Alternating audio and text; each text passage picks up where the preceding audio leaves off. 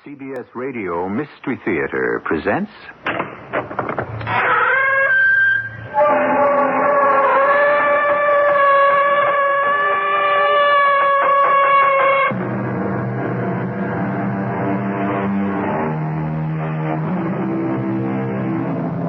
Come in. Welcome. I'm E.G. Marshall. Justice is blind, said the celebrated Mr. Dooley. And not only is she blind, but into the bargain, she's also deaf and dumb, and has a wooden leg. Ah, poor Justice. She certainly can't keep everybody happy all the time. In every case, someone must lose, and someone must win. Therefore, someone is always fated to feel the sharp edge of that sword. You have exactly 60 seconds to live, my friend. Oh, please don't shoot him. Don't be frightened. And don't lower yourself by begging this hoodlum for mercy. But he's going to kill you. You've got 50 seconds now, friend. He can't kill anybody. But he can't. This is a dream. A dream? Furthermore, since it's my dream, I'm going to kill him.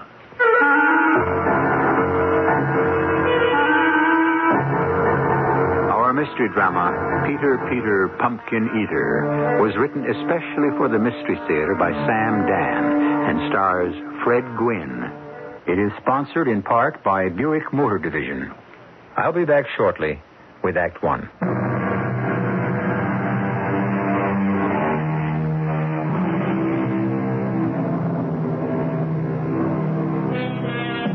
His name is Peter Perkins, but everyone calls him Peter Pumpkin.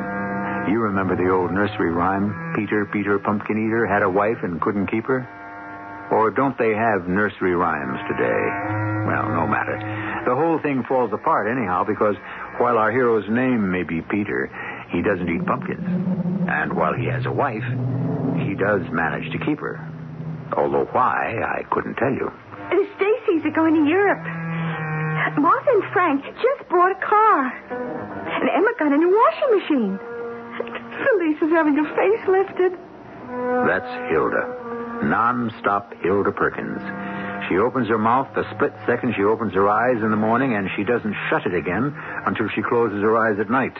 Or so we may safely assume. But Peter doesn't listen to her. He isn't even there.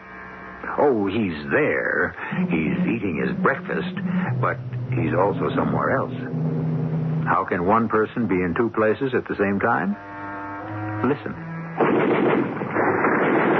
Take cover! Take cover, Perkins! Take cover!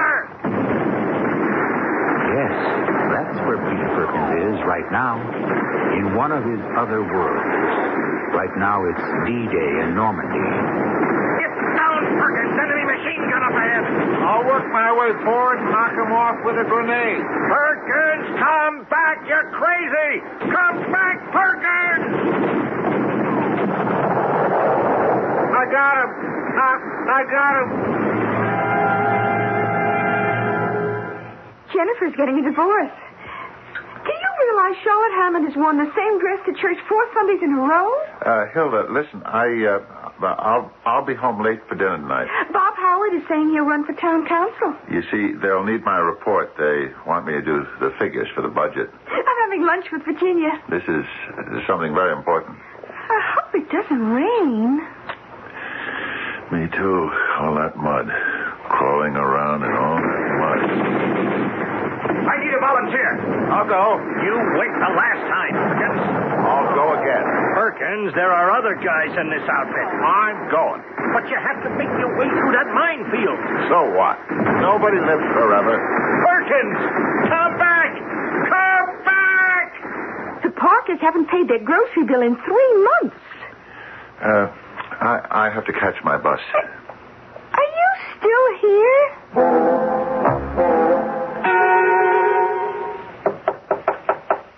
Yeah, come on in. Mr. Benson? It's me. It's you, yeah. You're, Pumpkin, Peter Pumpkin. Peter Perkins. Well, that's what I said. You want to see me? Oh, well, You what? First, I want to say that I'm sorry. Sorry? About what? I'm sorry I came in late this morning. Oh? Did you come in late this morning? Yes, Mr. Benson. I was standing on the corner waiting for the bus, but he just drove past. I guess he didn't see me. It happens sometimes. A lot of times. But you're here now. Yes, sir. And I've got the figures. What figures are these? The figures that you said you needed yesterday. Oh, those figures. Yes, sir. And here they are. Well, we don't need them anymore. We don't? No. We decided not to go after that job. Oh. So you just go back to your desk and pick up your regular work. My regular work. You must have plenty to do, don't you? Oh, yes, sir. Yes, sir, plenty. Well, then, hop to it, Pumpkins. Mr. Benson, my name is Perkins. That is what I said. Yes, sir. Miss Himmelfarb, we have somebody working here named Pumpkins, Peter Pumpkins, something like that. Yeah, well, can you tell me just exactly what he does?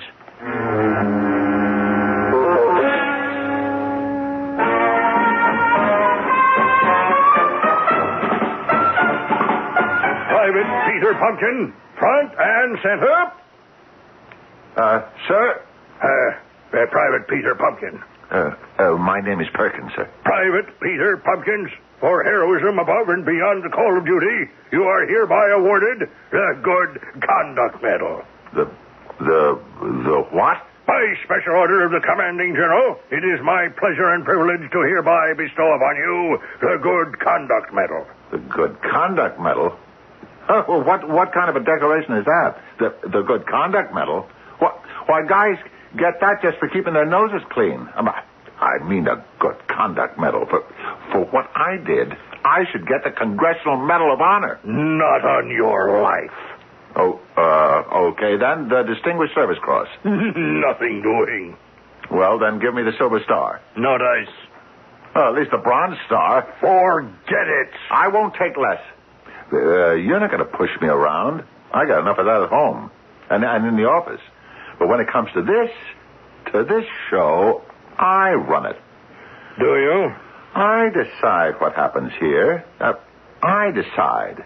And what makes you think so? Because this is mine. Yours? Mine. This is my daydream. My reverie.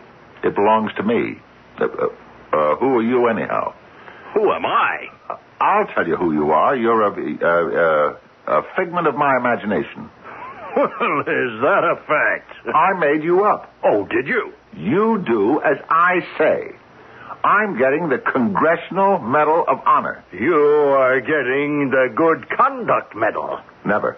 Take it or leave it, Private Pumpkins. The name is Perkins. Perkins. That's what I said. And I don't want to have any trouble with you. What do you mean? You don't want to have any trouble with me? Take off. Take off? I'm the one who tells you when to come and go. This is my fantasy. I'm the only one who can control... What do you mean you're the only one? Are you saying that I don't have any rights? It isn't a question of... Look. I want the Congressional Medal of Honor. No. Why not? Because you don't deserve it. Deserve? Do you know what I had to do to get it? I knocked out an enemy machine gun position. I found a path through a minefield. Those were imaginary exploits. Well, all I'm asking for is an imaginary medal. You know, on serious consideration, the Chief of Staff said all you were worth is the Good Conduct Medal. There is no Chief of Staff. There's nobody, nothing, unless I picture it in my mind. And you, Mr. Wise Guy, you're out of the picture. You know where I am now? Where? I'm in the ballpark. I'm at the plate. The count is 3-2. The score is tied. It's the bottom of the ninth. Listen to the crowd. Mr. Ward, hit it, baby! Rock and roll! You hear them? You hear them? They're all rooting for Big Pete Perkins, the home run king, to win the World Series with one mighty swing of the bat. Are they? The pitcher goes into his windup. And now, as a hush of anticipation falls upon the crowd, here comes the ball, towards the plate, and home run Pete's bat uncoils into a mighty swing, and strike three! What did you do? What did you do? I didn't do anything. You struck out. You disgraced me. In front of 80,000 people, you disgraced me. Well, why is it my fault? Because you... Well, I what? You yourself said this was your dream, your fantasy. Didn't you say that you decide what happens? You and you alone? Yes, but... Well, is it my fault that you see yourself striking out in front of 80,000 people? Is it? It's my fault. Yes. Because till now, I've occupied myself with sham heroics and meaningless trivia. Now I shall devote my energy to what is important to mankind. I'm in the operating room, and my patient is a great man of science who must live. He's on the threshold of a discovery that will absolutely save the human race. And yet he lies helpless on the table, victim of a mysterious malady. Needed here are the steel nerves, the delicate fingers, the icy precision of the greatest surgeon in the world. And here he is, the only man who can save him and humanity, Dr. Peter Perkins. Scalpel. Sponge. Doctor. Hold those retractors. Steady. Dr. Pumpkins. Perkins. Yes, that's what I said. Must you bother me at a time like this? Saline solution? But, Doctor... Yes, well, what do you want? The patient is dead. He's what? Well, look for yourself, Dr. Pumpkins. He's dead. That's Perkins. Perkins.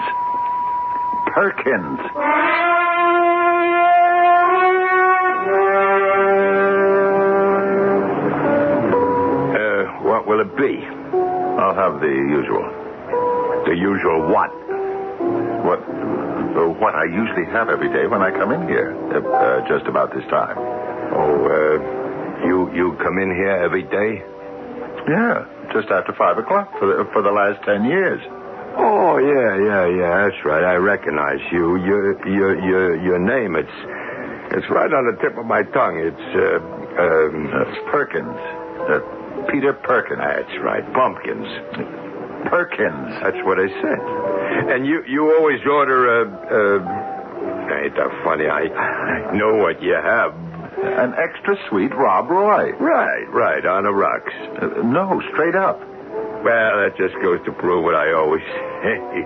Be right with you, Mr. Pumpkins. Perkins. Hi there. Hi. Are you talking to me? Would you like to buy a thirsty girl a drink? Well, Thanks, Peter. How did you know my name? Oh, I have my spies. Really? Oh, truly. My name is Charity.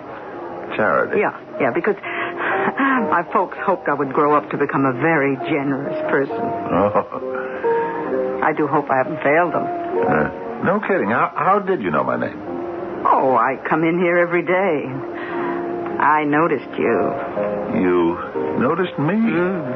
For months I would come in here every day at 5 o'clock, just hoping for a look at you. Just praying that somehow we could meet, you know? Yes? And then one evening, you just broke my heart. I did? Yeah, I happened to get a look at your left hand, and I noticed for the first time the wedding band. Oh. But I don't care. Do you? Well, I think you're the most wonderful guy I ever met in my life. Hey, Mr. Pumpkins. That's Perkins. Yeah. You ought to come on over here. You got a phone call. A phone call? Who would call me? Why don't you come over here and find out? Excuse me. Of course. Okay, thanks. I'll take it. Hello? Hello? Save your breath. There ain't no phone call. Well, then why did you call me up? Believe you're talking on the phone, huh? Well, why? Because I'm trying to save your life, that's why. What do you mean? That dame Charity, walk away from her. Walk away from her? You ever hear of Fats Ferganzi? No. Should I? He's a number 2 guy in a mob. The mob? Yeah. You know what the mob is, don't you? Only by, hearsay. Well, Charity, she's his dame. He sees you even so much as talking to her, he's going to take you for a ride. Ride? Now, look, I'm the bartender in this joint, and he don't even like it when I ask what she wants to drink. Now, Pumpkins, you take my advice and beat it. The name is Perkins. Yeah, well, you just hang around here with that broad for 5 more minutes, and your name is going to be Mud.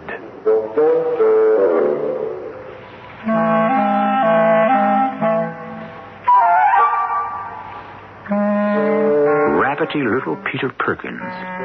You would think that information of this nature would make him faint away with fear, at the very least. You take our word for it. Mr. Fats Ferganzi is one of the toughest gentlemen in the underworld, and according to the papers, kills for just the sheer joy of it. So you would think that Act 2 would have to open with Mr. Peter Perkins' precipitous retreat from the bar. You'll find out when I return shortly.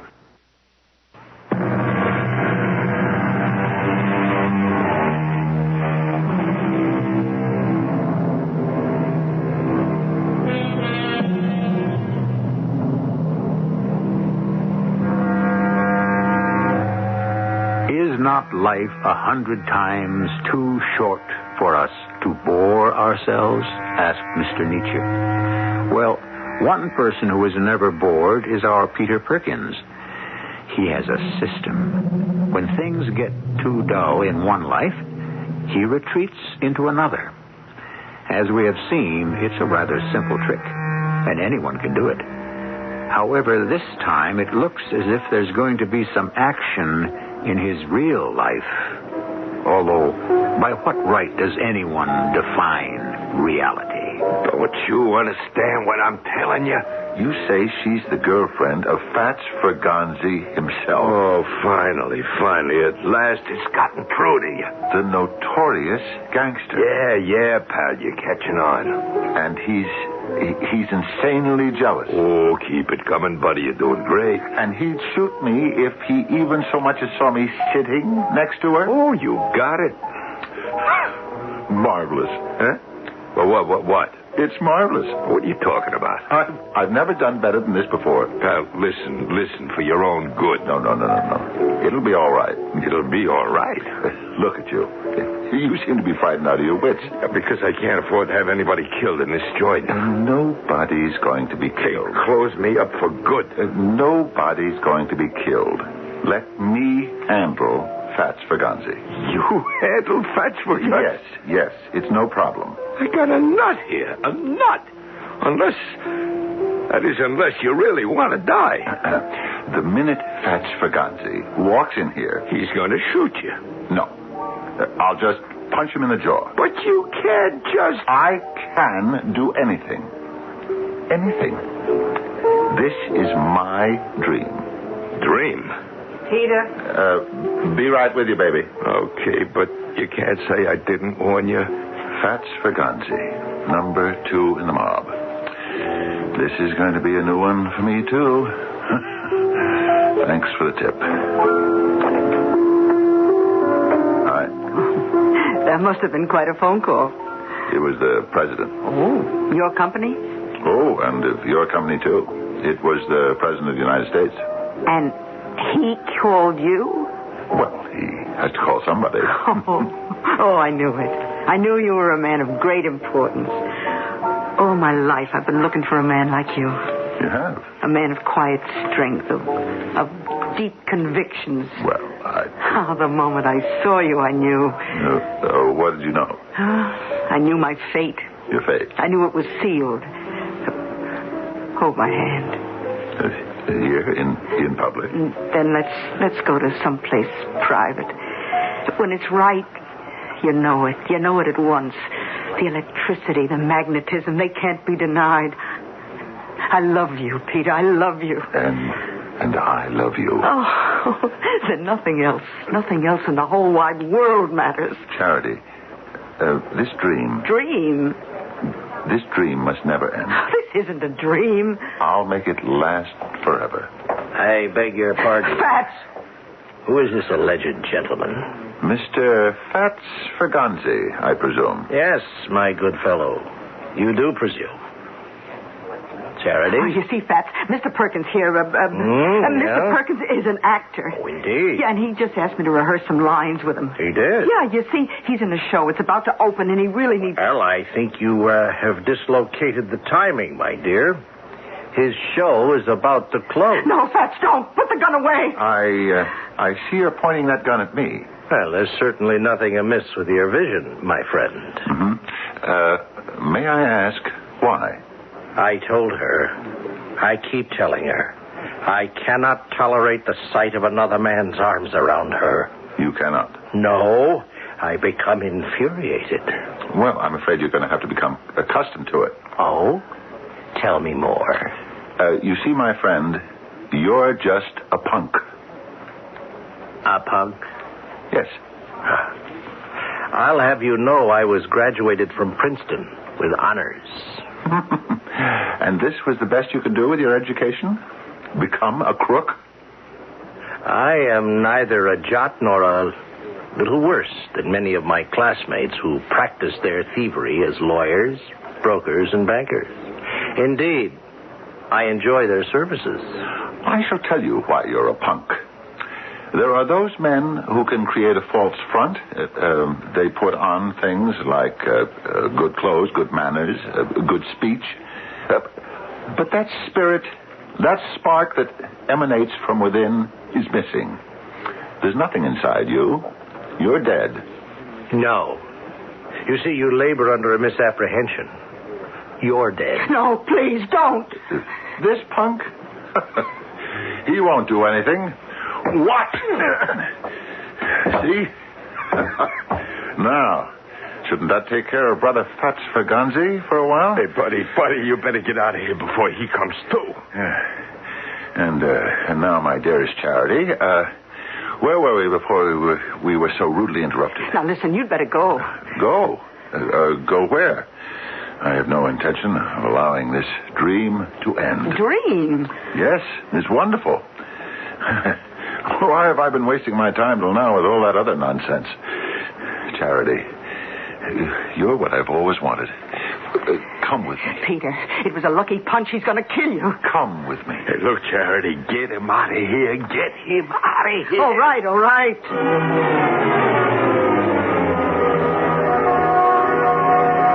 Oh, you have such a lovely apartment. Look, you have to let me tell you something. Just tell me one thing.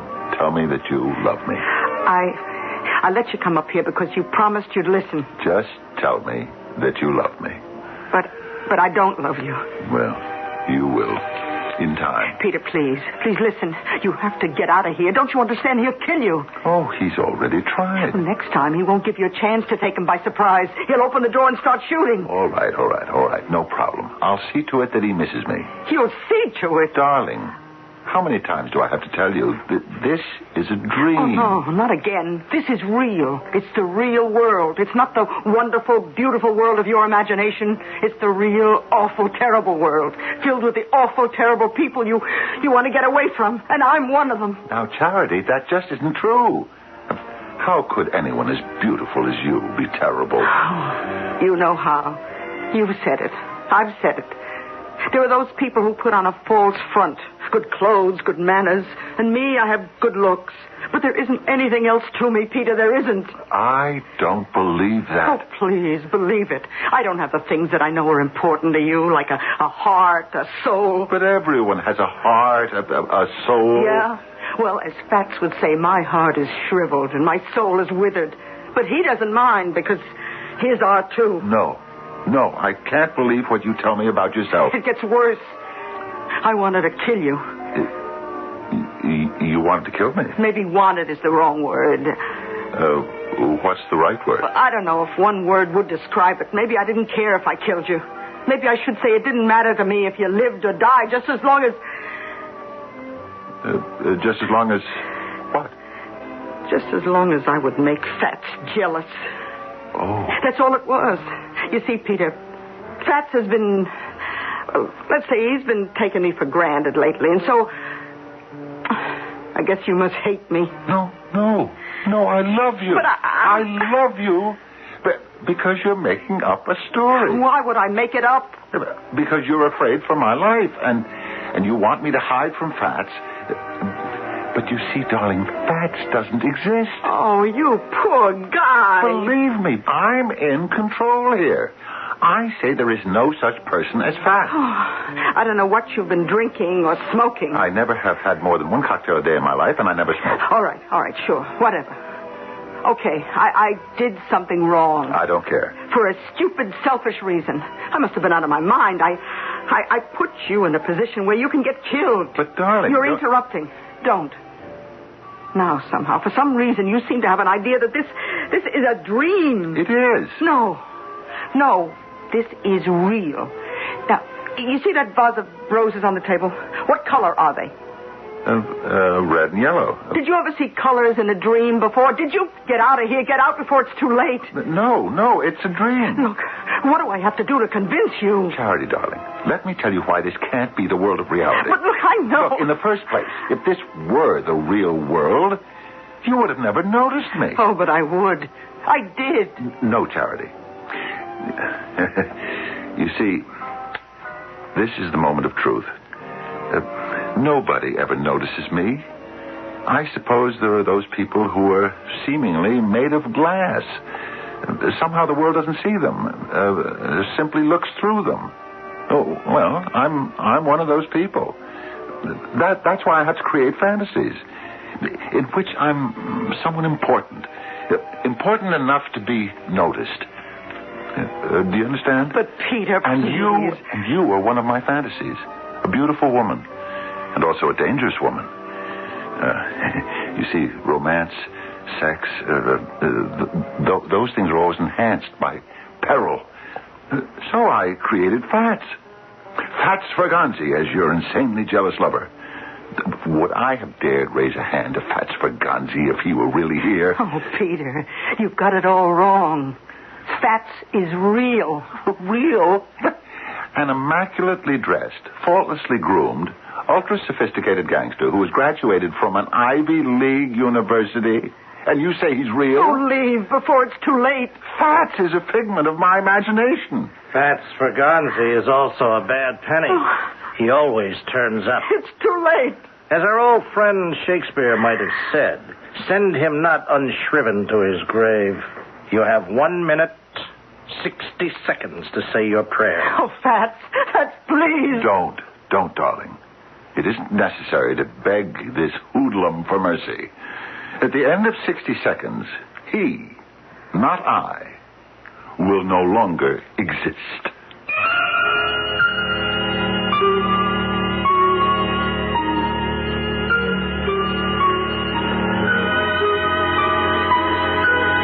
As you can see, a great deal is going to transpire in the next 60 seconds or so. But since all of it will be kind of a waiting game, why don't we profitably employ this little interlude to deliver some helpful suggestions from the good people who pay the freight. And then we shall return for Act 3, where a great awakening may be in store for all of us.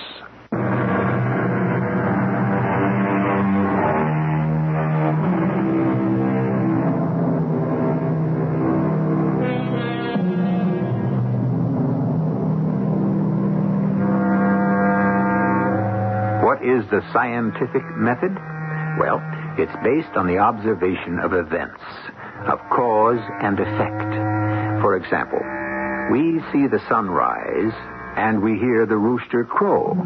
Therefore, in our human wisdom, we say, aha, it's the rising sun that causes the crowing rooster. Well, now, suppose there are rooster scientists who also notice the same event at dawning. Wouldn't it be logical for them to assume that it's the crowing rooster that causes the rising sun? Just because we're able to settle the question by putting the rooster in a pot and having him for dinner doesn't mean we're smarter than he is, just stronger. Somehow, this little essay is related to our story. Please, Fats, don't shoot him. Don't, please. I believe we discussed the sequels that would attend any of your attempts at flirtation, my dear. Fats, it was all my fault. My friend, you have 28 seconds to live. So do you. I think your soul would be better served by prayers than by foolish bravado. In just a few more seconds, you will be no more. I shall will you out of my reverie. Like so. You're gone. Am I? I said you're gone. Well, I have the oddest feeling that I'm still here. Fats, please. I'll never do it again. Be gone. Get out of here. My poor fellow, I'm sorry. Your time is up. Is it real? It can't be. I can assure you this will be completely painless. No, don't, please. Who's that? I don't know. Can this be real? Please, keep completely silent. Answer it, Charity. I am not among those present. Hello? Oh. Yes. No, he isn't here. No. I don't. No, I wouldn't know about that. Sure. Okay. Yes, I'll tell him. Bye. It was Clovis. Clovis? Yeah, you know, the number one, your boss. He is no boss of mine. What did he want? Nothing. Come on, what did he want? Well, he had heard that, well, I'm quoting him. Yes? That some punk had slapped you around. Indeed. He said it was all over town. I see. And he had called to see if you had, and these are his words, knocked off the punk yet. And you replied? I said no. You said no? Of course I said no. Look, if you killed Peter, you'll be playing right into Clovis's hands. You'll be arrested and tried and convicted for murder. That's how Clovis would like to get you out of the way. You're temporizing, my dear. You're trying to preserve this little pipsqueak. Am I wrong? Everybody knows you're out to become number one. Everybody knows there has to be a showdown between you and Clovis. 15 witnesses saw you try to kill Peter back in the bar. You go to jail for life. And Clovis, even a college man should be smart enough to see the picture. All right, Pumpkins. His name is Perkins. Wait. Say, where is he? Huh? He's gone. He must have sneaked out while we were talking. Oh, Fats, you got to find him. Find him? For what reason would I need him? Oh, you can't let him run around loose. Why not? You mean you haven't been listening? Why do you think Clovis called to find out if you'd killed Peter? Why? Because if you don't do it, he'll do it. Clovis would kill him? He'd have it done. But why? Because you'll be blamed for it, don't you see? Oh. That's right. Oh. Look, we've got to find him. We have to protect him. Your life depends on it. And so you have come to me. Yes, Dr. Critchick. What does that mean? Oh, that means, You see, Doctor, I don't know anymore. I don't know what's real and what's a dream. What does that mean, Doctor? Well, that means, I'll tell you what happened. I lost control of my life. I think I know what that means. Anyway, I lost control of my life in the world, the so-called real world. And I just felt myself sinking into nothing and nowhere. So I started having these fantasies, in which people really noticed me. I mean, I was a war hero, a fantastic miracle worker surgeon, an athlete, the idol of the crowd. And then I lost control there, too. I even became nobody and nothing in my daydreams. What do you think? I think you're crazy. What? I think you're crazy. Dr. Pritchett, what a thing for a psychiatrist to say. Oh, my boy, you must not take offense. We are all crazy. I am as crazy as you are. But you're a psychiatrist. Well, certainly, that's why I'm crazy. What's your excuse? Look, I came here because I thought you could help me. Oh, that's why you came here. Why, sure. And I thought you'd come here because you wanted to help me. But you're the doctor. So, must we be slaves to convention? Yeah. Well, okay, I see. What do you see? Nothing. Tell me, what do you see? What do you see? I see where I better be leaving. Oh, no. Please stay here. But I don't know where here is, or what here is. You see, Doctor, I don't know if this is the real world or only a world that exists in my imagination. Do you know? Oh, you fool. Nobody knows. Nobody? Now, see, now it comes out. Nobody knows. Oh, yes, most people pretend to know. They are the so-called well-adjusted people, but it's all a fraud. A fraud? Oh, yes. It's all part of the Katzenstein phenomenon. The Katzenstein phenomenon? Yeah, yes, because it was discovered by Professor Carl Philipp Emanuel Katzenstein. Oh. It's the theory of intertranscendental duality. It is. And it explains everything. Everything? Everything. It explains what is real and what is fantasy. Then explain where I am. Alas, I cannot. But you just said whatever it is, the Katzenstein phenomenon? Explains it. Oh, yes, it does.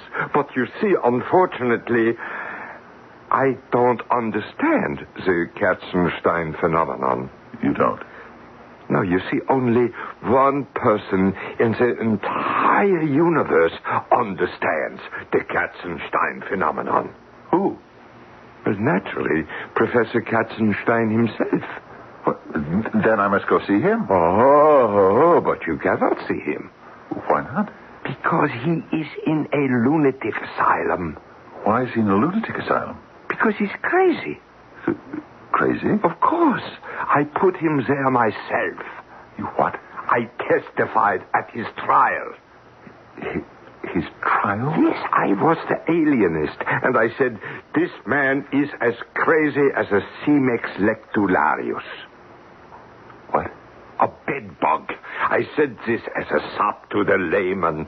I don't know who has spread this slander about bedbugs. True, they are unpleasant. But Dr. Pritchett. What, crazy? The irony is they are perhaps the sanest insects in the entire animal kingdom. You mean you sent Professor Katzenstein to an asylum? And why not? Wouldn't he have done the same for me? Well, what am I going to do? Why, do the only thing a sane person can do. Pretend. Pretend? Pretend who you are and where you are at all times. Here he is. Pumpkins. Why, it's Charity Fenris and Leander Fergonzi. Good evening, Dr. Krizik. Do either of you have appointments for today? Peter, we have to get out of here. Yeah, but you just arrived. Pumpkins, your existence is being threatened. By Clovis. Clovis? The number one guy in the mob. Well, surely you cannot be referring to Clovis Sakamaroghi. The same. He's also one of my patients. It's too late. He followed us here. Clovis is here, too. Oh, that's good. Let's have some group therapy. Down. Everybody on the floor. We are surrounded. Give me one of your guns. What do you think you can do? I'll go out there and knock them off. You're crazy. What? Say that again. You're crazy. Listen to Fats, Peter. Listen to him. But he isn't Fats. I'm not? No. You're the voice. What voice? The voice I always hear in my reveries. I know where I am now. It's just a daydream. Give me a gun. No. I said give me a gun. No. Hand it over. You're crazy. You'll get killed the second you show your face. So what? Nobody lives forever. But, Peter... Clovis Sacamarogi, you two-bit hoodlum. I'm coming after you.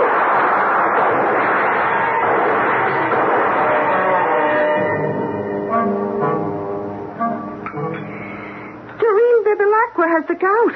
Is that this morning's paper? Pearl Parker hit her mother-in-law. Yeah.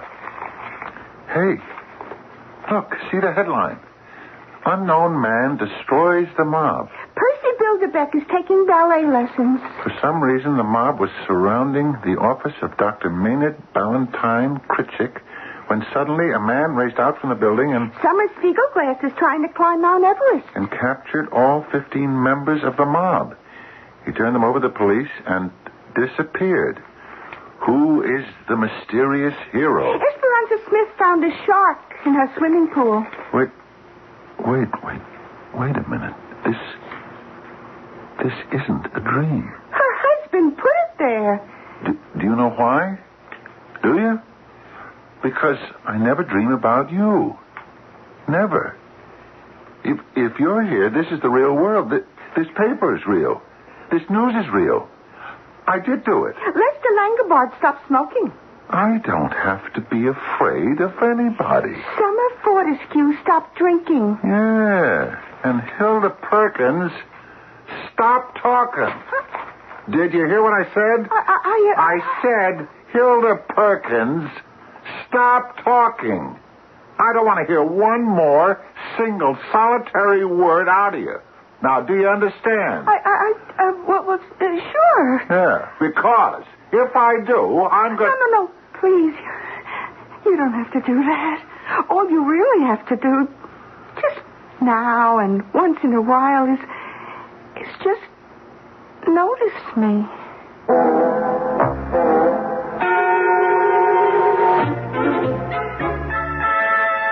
That's what it's all about. Who was it that said that a woman's mouth is usually filled with words because her heart is empty? And it can also be said that a man's mind is filled with silly dreams because his wife doesn't help him fulfill his most important one. Yes, a great many things can be said, and you can rely on me to say some of them when I return shortly.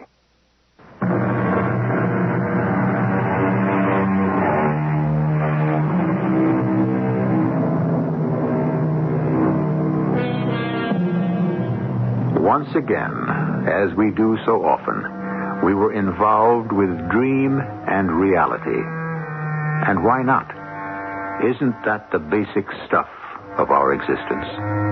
As the philosopher said, life is a shadow play where light and darkness blend. And we are only permitted brief, blurred glimpses.